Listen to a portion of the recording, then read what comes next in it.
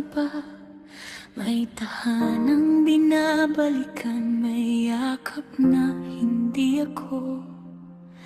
Ako'y naniwala sa bawat salitang bitaw mo, habang ako'y unti-unting nalulunod sa totoo. Nang dumating siya sa buhay ko, munting anghel, akala ko doon magsisimula ang himala. Pero sabay nang iyak ng una niyang hinga, katotohanan ang sumampal sa aking mukha. Lumayo ako, pinili kong masaktan, kaysa maging anino sa lihim mong tahanan. Pero bakit sa bawat umaga, mukha mo ang nakikita ko sa kanya?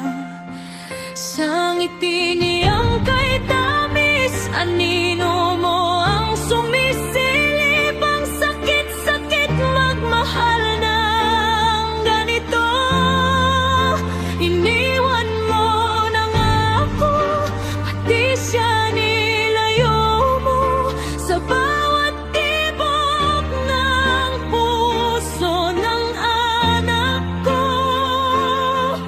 kasalanan mo ang naririnig ko.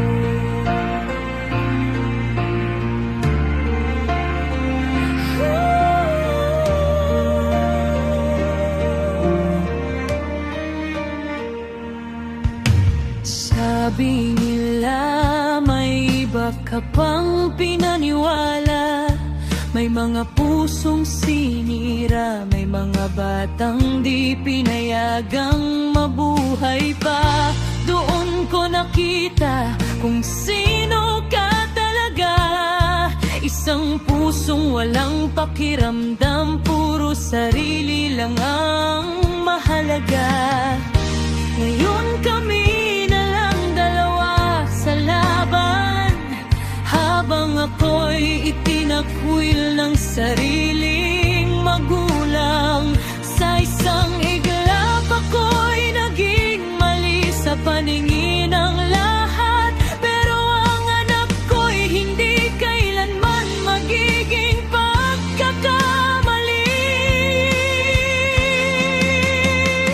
Kung babalik man ang araw na minahal kita, sana hindi na ako ang babaeng bulag sa salita. Pinili kong maging ina kahit ako'y mag-isa, dahil ang anak ko ang tanging hindi nanloko sa'kin kailanman.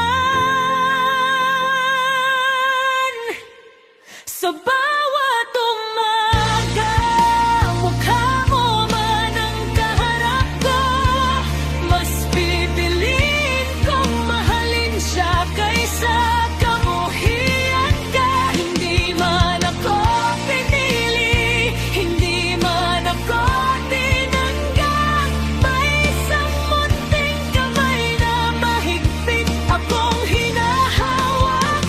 At kung ako man ay iniwan ng lahat, sa kanya ko nakita ang dahilan kung bakit kahit wasak ang puso ko,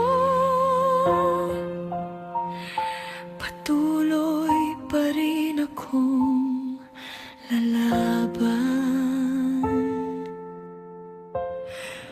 Mukha mo man siya, pero ang puso